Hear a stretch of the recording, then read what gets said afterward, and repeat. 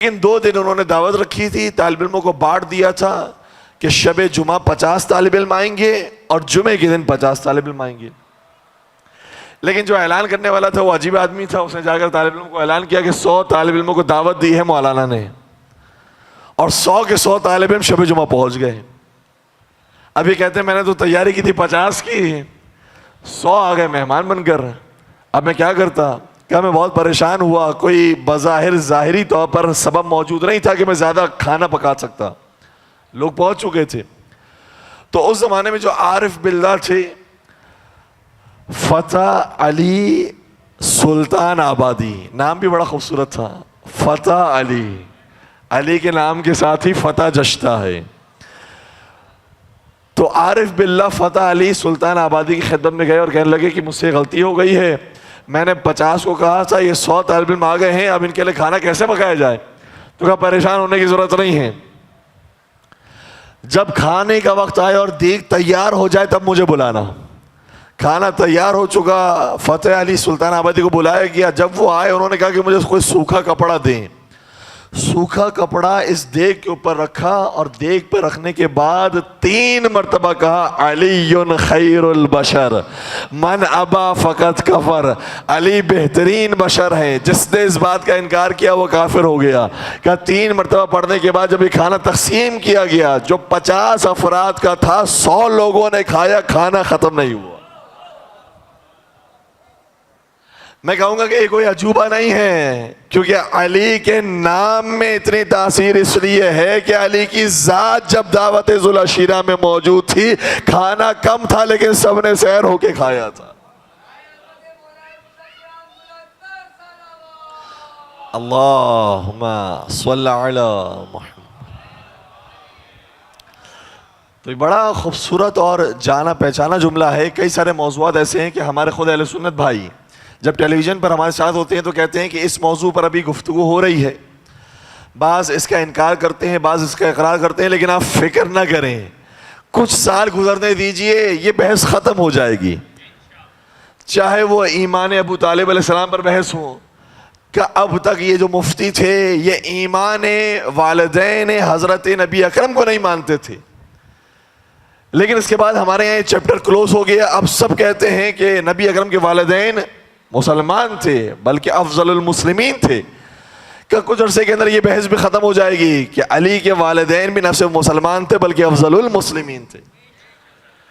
اسی طریقے سے اگر یہ بحث ہے کہ علی کے ہوتے ہوئے کوئی اور افضل ہو سکتا ہے یا نہیں ہو سکتا، کہا چھوڑ دیجئے، کچھ عرصہ گزرے گا جب کتابیں پروف کے ساتھ آئیں گی، سب کہیں گے کہ علی ہی سب سے افضل ہے. اور پھر انہوں نے خود یہ کہا کہ کچھ عرصہ گزرنے دیجئے، جتنے فرقے، مسلک، مشرب، مکتب موجود ہیں سب ختم ہو جائیں گے، صرف ایک ہی مکتب رہے گا، یا تم حسینی ہو یا تم یزیدی ہو.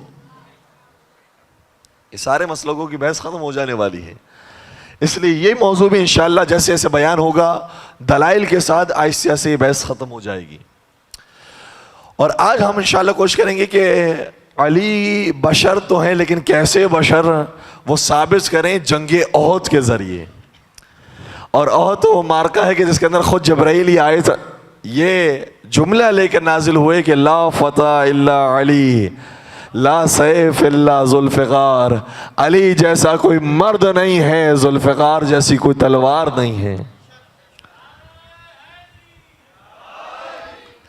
اور اسی جنگ کا ایک قصہ یہ ہے کہ جب سب بھاگ گئے تھے میدان جنگ چھوڑ کر، تو ایک خاتون تھی جو مرد بن گئی، اس سے ڈر کر حملہ کیا. بعض لوگوں نے کہا کہ اس کا نام نصیبہ تھا، لیکن صحیح تلفظ اس کا نصیبہ ہے، نصیبہ بن کعب. اس کا بیٹا جنگ کے اندر مسلمانوں کے اندر شریک تھا، مسلمانوں کے لشکر میں موجود تھا، مارا گیا، شہید ہو گیا. ماں کو جلال آیا کہ میں جنگ کروں گی. سارے مسلمان بھاگ گئے، مرد بھاگ گئے، لیکن میں عورت بن کے مرد بنوں گی. جہاد کیا اس نے. کسی نے کہا کہ تیرے بیٹے کا قاتل وہ جا رہا ہے. وہ دوڑتی ہوئی گئی، نیزہ لے کر آئی، اپنے بیٹے کے قاتل سے انتقام لیا اور مارا اس کو. کچھ دیر نہیں گزری تھی کافروں نے اس کے اوپر بھی حملہ کیا. یہ وہ واحد عورت ہے جو جنگ احد کے اندر شہید ہوئی. باقی بہت سارے مسلمان شہید ہوئے، 70 کی تعداد میں مسلمان جنگ احد میں شہید ہوئے ہیں. 70 کی تعداد کم نہیں تھی. بدر کے اندر کافروں کو واصل جہنم کیا تھا تو 70 کی تعداد تھی. احد کے اندر خود مسلمان جو شہید ہوئے وہ 70 کی تعداد میں ہوئے. لیکن جب اس عورت کا جنازہ آیا, پیغمبر کا جملہ سنیے گا اور محسوس کیجئے گا. پیغمبر نے ارشاد فرمایا لَمَقَامُ نُسَيْبَةَ بن کعب اليوم خیر من مقام فلان و فلان. فرمایا آج کے دن نسیبہ کا مقام اتنا افضل ہے کہ جو نام کے مرد بنے پھرتے تھے ان سے بھی افضل اس عورت کا مقام. تو مجھے کہنے دیجئے کہ جب وہ نام کے مرد ایک عورت کی برابری نہیں کر سکتے تو لا فتح الا علی کی برابری کیا کریں گے؟ ایک بھرپور نعرہ لگائیے گا نا, نعرہ حیدری. تو علی ابن ابی طالب کی برابری کوئی نہیں کر سکتا. بشر ہیں لیکن کیسے بشر ہیں. اور جنگ احد کا میں مارکہ آپ کی ختم بیان کروں گا اور ان باتوں کو بیان کرنے کی کوشش کروں گا کہ جو ہمارے یہاں اتنی بیان نہیں کی جاتی. لیکن ایک نقطہ ذہن میں رکھیے گا, نبی اگر چاہتے تو ہر مارکے کو خود ہی جیت سکتے تھے. نبی کے پاس معجزہ موجود ہے, خدا کی طاقت اور قدرت موجود ہے. چاہتے تو خود اکیلے بھی جاتے تب بھی کامیاب ہو جاتے. لیکن محسوس کیجئے گا اس بات کو, پروردگار ایک نظام بنانا چاہتا ہے اور نظام ایسا بنانا چاہتا ہے کہ جس کے اندر جو حق کا ساتھ دینے والے ہیں ان کا نام بھی آشکار ہو اور جو حق کا ساتھ چھوڑنے والے ہیں ان کا نام بھی واضح ہو, اور جو باطل کے سامنے باطل بن کر آنے والے ہیں ان کا نام بھی واضح ہو, اور جو باطل سے حق کے سامنے کے طرف آنے والے ہیں ان کا نام بھی واضح ہو. یہ نظام پروردگار بنانا چاہتا ہے. ورنہ اگر یہ نظام نہیں ہوتا اکیلے نبی اکرم ہوتے, ہر جنگ جیت جاتے, کوئی مسئلے کی بات نہیں تھی. لیکن وہ فائدہ حاصل نہیں ہوتا جو نبی کو بھیجنے کا مقصد تھا. نبی کو خدا نے بھیجا اس لیے ہے تاکہ ہماری آپ کی ہدایت ہو سکے. اسی لیے کبھی جنگ خندق کے اندر سلمان فارسی کا کارنامہ نظر آتا ہے, کبھی جنگ احد کے اندر جناب حمزہ کا, جنگ بدر کے اندر جناب حمزہ کا کارنامہ نظر آتا ہے, اور ہر جنگ کے اندر آپ کو علی ابن ابی طالب کا کارنامہ نظر آتا ہے. تو ان افراد کا نام اس لیے سامنے آیا ہے کیونکہ نبی بتانا چاہتے تھے کہ نظام چلتا ہے تو لوگوں کے ساتھ چلتا ہے. ورنہ اگر معجزاتی کام کرنا چاہیں تو ایک علی کافی ہیں, ایک نبی کافی ہیں, بلکہ کربلا میں ایک عباس کافی ہیں. لیکن معجزے سے ہر جگہ پر نظام نہیں چلانا ہے, لوگوں کے ساتھ ہدایت دیتے ہوئے نظام چلانا ہے. دیکھو اگر جنگ کے اندر حالات بدل جائیں تو تمہیں ویسا بننا ہے جیسے نبی اور علی تھے, اور اگر تم باطل سے حق کی طرف آنا چاہتے ہو تو تمہیں ایسا بننا ہے کہ جیسے کربلا میں حور ابن یزید رہائی تھے. تو یہ نظام بتانا ضروری ہے. اسی لیے مولانا متقیان نہج البلاغہ میں شاہ فرماتے ہیں, خطبہ نمبر 25 میں صاحب نہج البلاغہ حضرت امیر بیان امیر المومنین علی ابن ابی طالب علیہ السلام شاہ فرماتے ہیں,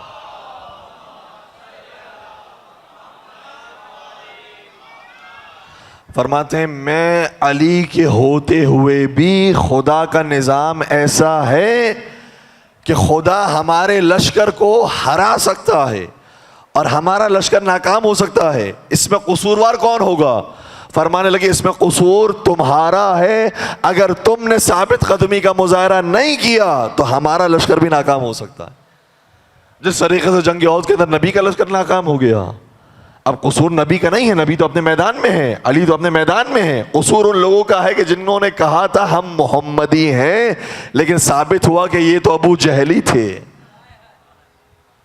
اس لیے باقاعدہ نہج البلاغہ دیکھیے گا, خطبہ نمبر 25 میں شاہ فرماتے ہیں انی لأظن ان ہؤلاء القوم سیدالون منکم, مجھے گمان ہے کہ میرے دشمن مجھ پر کامیاب ہو جائیں کیونکہ ان کے اندر 4 صفات موجود ہیں جو تمہارے اندر موجود نہیں ہیں. پہلی صفت بیان کی باجتماعہم علی باطلہم وتفرقکم عن حقکم, کیونکہ یہ باطل پر ہونے کے باوجود متحد ہیں, تم حق پر ہونے کے باوجود متفرق ہو. بات پہنچ رہی ہے؟ اتنی ضروری چیز ہے. علی جیسا ہو, نبی جیسا ہو, وہ بھی یہ کہتے ہیں اگر قوم کے اندر اتحاد نہیں ہوگا پروردگار اس کے اندر کامیابی نہیں رکھے گا. قوم کا متحد ہونا. ہمارے یہاں نعرہ بلند ہوتا ہے اتحاد بین المسلمین کا. یقیناً اتحاد بین المسلمین ہونا چاہیے, لیکن اس سے زیادہ اتحاد بین المومنین ہونا چاہیے. اور بلکہ میں اس سے بڑھ کر یہ کہوں گا کہ اتحاد بین المسلمین اور مومنین سے زیادہ اتحاد بین العلماء ہونا چاہیے. کوئی کسی کی تنقید کرنے والا نہ ہو, کوئی کسی کو برا کہنے والا نہ ہو, کوئی کسی کی توہین کرنے والا نہ ہو. ٹھیک ہے آپ کا مجمع کم ہے, کم ہو, خدا قبول کرنے والا ہے. نہ جانے اس مجمع کے اندر کتنے ملائکہ موجود ہوں گے.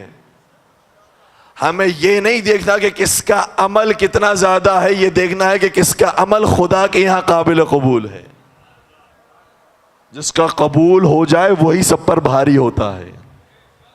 الحمدللہ اسی ممبر سے علامہ عاقل غربی صاحب خدمات انجام دے رہے ہیں, کسی اور ممبر سے علامہ شہنشاہ حسین نقوی صاحب خطاب کر رہے ہیں, خدمات انجام دے رہے ہیں. یہ سب قابل احترام ہیں, ان سب کی قدر ہونی چاہیے. اگر ہمارے درمیان اتحاد نہیں ہوگا تو قوم میں کیسے اتحاد پیدا ہوگا؟ اس لیے ضروری ہے ہم ایک دوسرے کو قبول کریں, ہم ایک دوسرے کی بات کریں, ایک دوسرے کی مجلسوں میں شریک ہوں, ایک دوسرے کی تعریف کریں, ایک دوسرے کو سپورٹ کریں. جب قوم کے یہ رہبر آپس میں مل جائیں گے تو یقیناً قوم بھی آپس میں متحد ہو جائے گی. اس پر بھی جو نعرہ بنتا ہے وہ نعرہ لگائیے. ماشاءاللہ سے یہاں پر لوگ موجود ہیں, اور اگر کوئی نعرہ یاد نہیں ہے تو یہ نعرہ تو میں لگا سکتا ہوں. حسینیت, حسینیت, یزیدیت, یزیدیت. خدا آپ کو سب کو سلامت رکھیے. اپنی صحت و سلامتی کے لیے باواز بلند درود پڑھ دیجیے. محمد و آل محمد.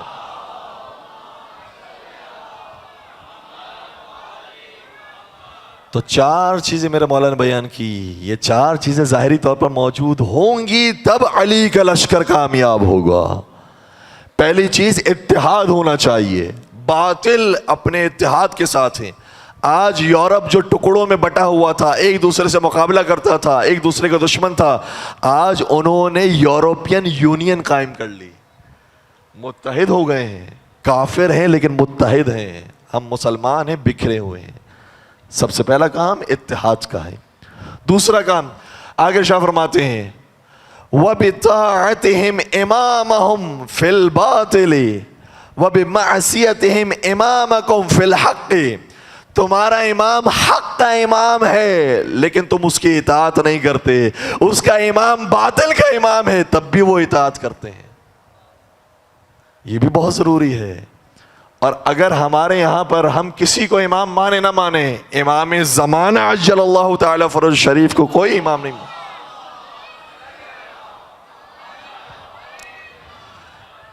امام زمانہ پر ہم جمع ہو جائیں, چاہے کوئی مقلد ہو چاہے کوئی غیر مقلد ہو, کوئی آغا سیستانی کو فالو کرتا ہو یا آغا خامنائی کو فالو کرتا ہو, کوئی کسی مجتہد کسی مرجع کا فالوور ہو, لیکن ہم سب 12 پر تو جمع ہیں. اس لیے 12 کی اطاعت تو کریں. جو 12 نے فرمایا ہے اس پر تو عمل کرنا ہے. یہ باطل پر ہونے کے باوجود اپنے امام کی اطاعت کرتے ہیں.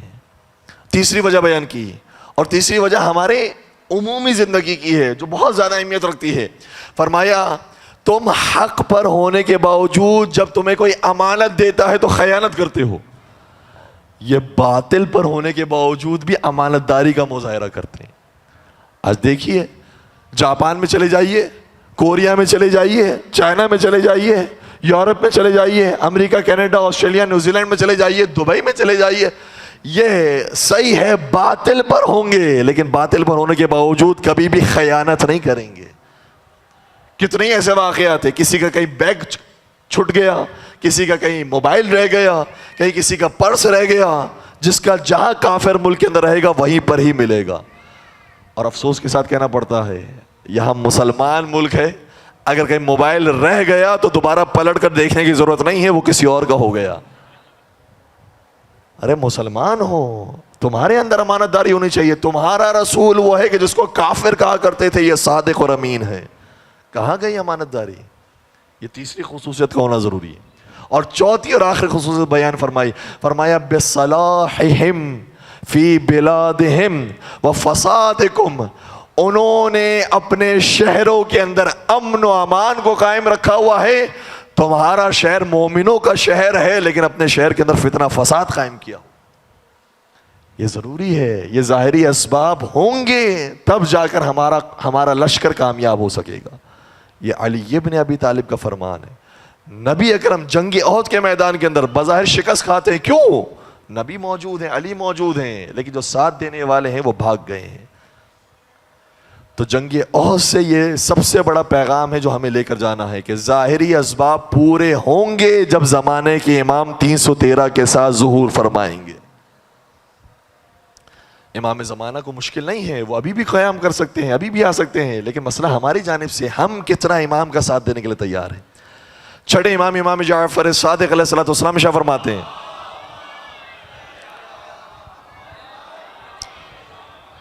ناراض تو نہیں ہو رہے ہیں, ابھی احد پر بات بہت باقی ہے, تولا بھی ہونا ہے, تبرہ بھی ہونا ہے.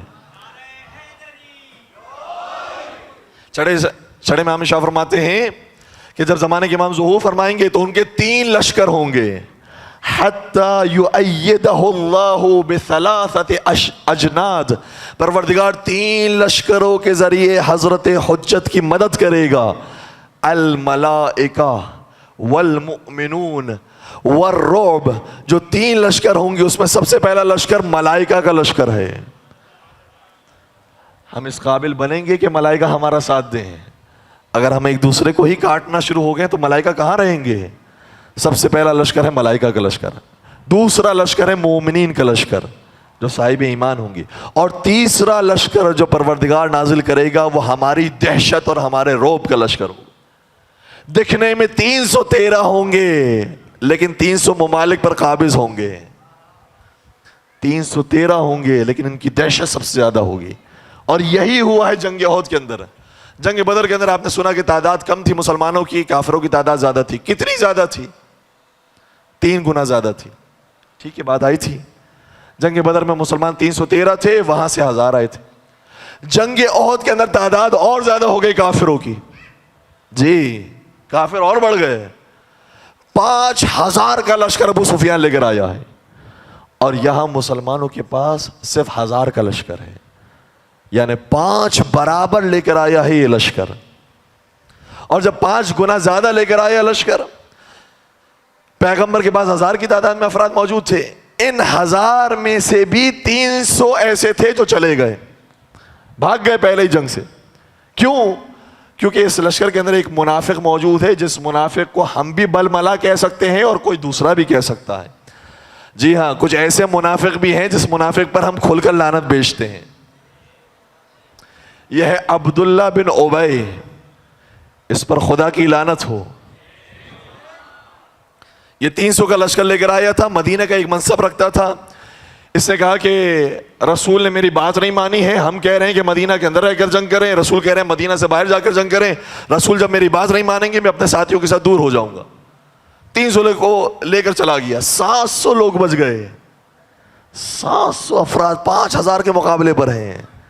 لیکن پھر بھی پروردگار کا وعدہ یہ ہے, اگر تم صاحب ایمان ہوگے تو فرشتوں کے ذریعے اور رعب اور دہشت کے ذریعے تمہاری مدد ہوگی. جی, اور ایسا ہی ہوا. جب جنگ کا آغاز ہوا, علامہ نقوی صاحب نے بڑا خوبصورت جملہ لکھا کہ جنگ بدر اور جنگ احد میں ایک فرق تھا. جنگ بدر کے اندر بھی علی ابن ابی طالب چھوٹے سپاہیوں کو نہیں مارتے تھے, بڑے بڑے پہلوانوں کو مارتے تھے. جنگ بدر کے اندر سارے بڑے پہلوان مار دیے علی ابن ابی طالب نے. جنگ احد میں کیا ہوا؟ جنگ احد میں کافر تیاری کے ساتھ آئے. انہوں نے کہا کہ جب مسلمان جنگ کرتے ہیں تو ایک کے پاس علم ہوتا ہے, جس کے پاس علم ہوتا ہے فوج متحد رہتی ہے.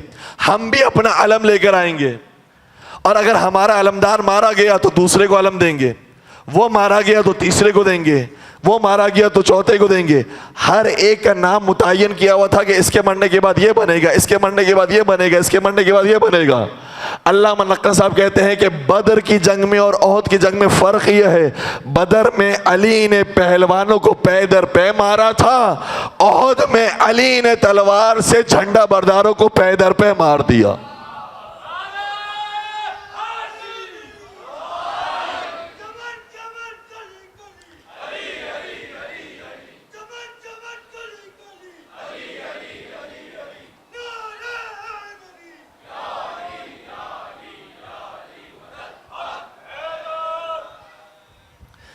11 झंडा बरदारों को मारा है अली इब्न अबी तालिब ने।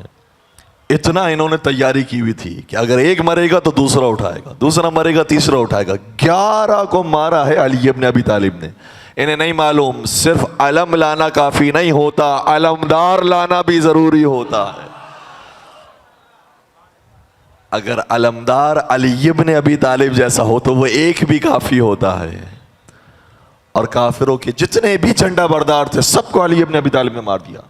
पूरी जंग मुसलमानों की फेवर में चले गई, मुसलमान आसानी से कामयाब हो सकते थे, काफिर भागने लगे।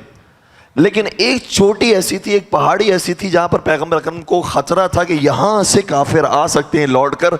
वहां पर कुछ अफराद को खड़ा किया था, 50 की तादाद के अंदर मुसलमानों को खड़ा किया था कि तुम्हारा कोई काम नहीं है, सिर्फ ये कि तुम्हें यहां पर खड़े रहना है, चौकीदारी करनी है, तुम्हें जंग नहीं करनी। और इसी मकाम पर अबू सुफियान ने भी अपने अफराद को खड़ा किया था कि अगर तुम्हें मौका मिले तो यहीं से तुम्हें दाखिल होना है, यहीं से हमला करना है। और अबू सुफियान ने 200 अफराद को वहां पर खड़ा किया था। जैसी बात है, उसके बाद तादाद ज्यादा थी, 200 को खड़ा किया। यहां पैगंबर के पास जितनी तादाद थी उस हिसाब से 50 को खड़ा किया। जब इन 50 ने देखा कि हम कामयाब हो रहे हैं, जीत रहे हैं, तो अली इब्न अबी तालिब ने तो ना किसी की ज़ेरा उठाई थी, ना किसी की तलवार उठाई थी, ना किसी का लिबास उठाया था, ना किसी का खूद उठाया था। लेकिन इनके दिल के अंदर कुछ चीज़ जागी और कहने लगे हम इस सामान को उठाएंगे। और उन 50 में से 38 अफराद ऐसे थे जो भाग कर माल गनीमत लेने चले गए। तादाद ज़हन में रखिएगा, 50 में से कितने? 38। अगर 38 चले जाएं तो कितने रह जाते हैं? यही 12 हैं जो हमेशा रहते हैं। ये 12 खड़े रहे, मुकाबला करते रहे।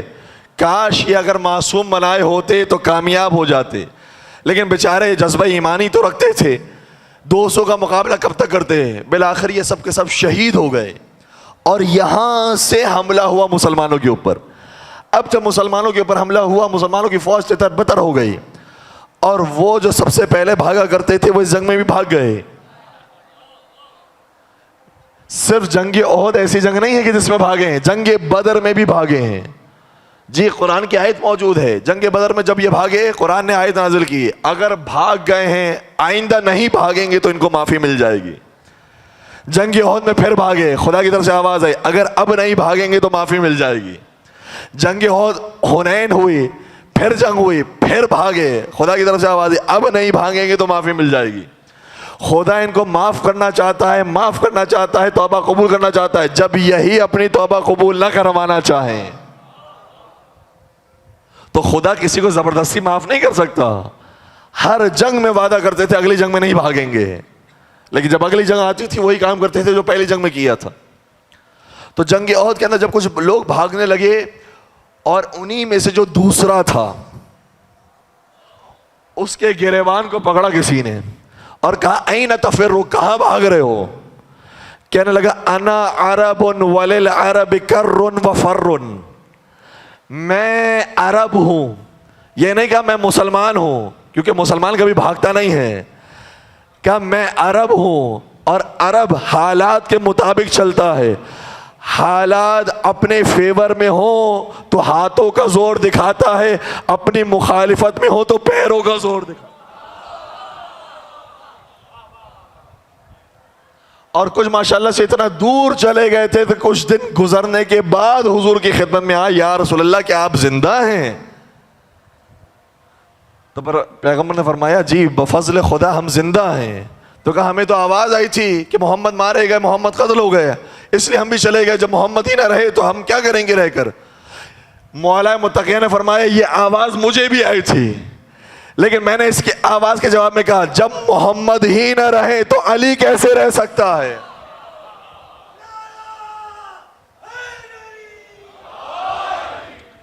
और अली उस जंग में मुकाबला करते रहे। सारे जंग के हालात बदलने लगे, सब जंग को छोड़कर भागने लगे। अल्लामा नक्वी साहब भी लिखते हैं, बड़े बड़े बुजुर्गान ने लिखा है, हमें सही तफसील नहीं मालूम कि कौन किस वक्त नबी को छोड़कर गया, लेकिन इतना मालूम है जिसने नबी को कभी नहीं छोड़ा वो सिर्फ अली इब्न अबी तालिब।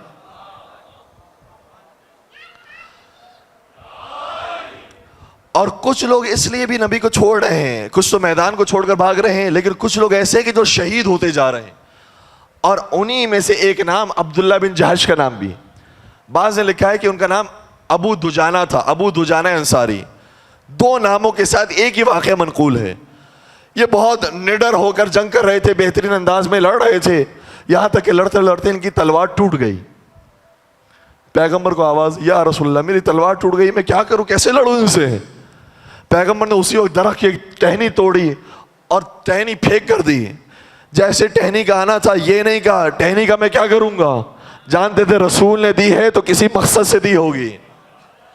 رسول کبھی کچھ دے دے تو بے مقصد نہیں ہوتا, کبھی قلم و کرتاس مانگ لے تو بے مقصد نہیں ہوتا. جو ٹہنی دی تھی اپنے ہاتھوں میں لی, جیسے ہی ہاتھوں میں آنے تھی جو ٹہنی تھی وہ تلوار میں تبدیل ہو گئی. ابو دجانہ اسی تلوار سے لڑتے رہے اور اس تلوار کی اہمیت اس قدر زیادہ ہے کہ ہماری روایتوں میں ملتا ہے یہی تلوار امام باقر اور امام صادق نے اپنے پاس محفوظ رکھی تھی. اور بنی عباس کے حکمران اس تلوار کو خریدنا چاہتے تھے جو معجزے سے تلوار بنی تھی. کئی سارے پیسے انہوں نے خرچ کیے لیکن امام نے وہ تلوار نہیں دی انہیں. تو یہ اتنی کراماتی اور معجزاتی تلوار تھی. لیکن ہاں فرق ہے اس تلوار میں اور اس تلوار میں. جب ابو دجانہ کی تلوار ٹوٹی تو نبی نے زمین کے درخت سے تلوار ٹہنی نکال کے تلوار بنا دی. لیکن جب علی کی تلوار جنگ کرتے کرتے ٹوٹ گئی, اب نبی زمین کو نہیں دیکھ رہے, اب آسمان کو دیکھ رہے ہیں. کیونکہ جو جہاں کا ہوتا ہے وہیں سے اسے ملتا ہے, جو جہاں سے آیا ہوا ہے وہیں سے اسے تلوار ملے گی. نبی نے آسمان کی طرف دیکھا تو جبرائیل تلوار لیتے ہوئے نازل ہوئے, کہنے لگے لا فتح الا علی, لا سیف الا ذوالفقار. نہ علی جیسا کوئی جوان ہے نہ ذوالفقار جیسی کوئی تلوار ہے.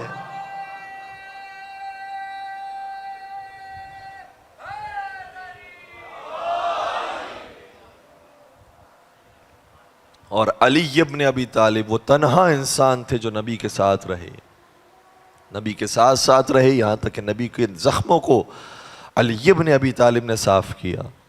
اور اسی جنگ کے اندر میرے مولا کے اوپر بھی زخم آئے ہیں, جو ہم آپ سے بات عرض کر رہے تھے کہ مولا اگر معجزاتی اور کراماتی جنگ کرنا چاہیں تو بغیر زخم کھائے ساری چیز جی سکتے ہیں, لیکن نہیں, ظاہری اسباب کا ہونا بھی ضروری ہے. اس لیے اس جنگ کے اندر میرے مولا کو جتنے زخم لگے اتنے زخم کسی جنگ کے اندر نہیں لگے تھے. 70 زخم علی ابن ابی طالب نے برداشت کیے, اور جس میں سے کچھ گھاؤ اور کچھ زخم ایسے تھے جو 1 سال تک باقی رہے. لیکن علی ابن ابی طالب نے زخم سہنا برداشت کیا, میدان کو چھوڑنا برداشت نہیں کیا.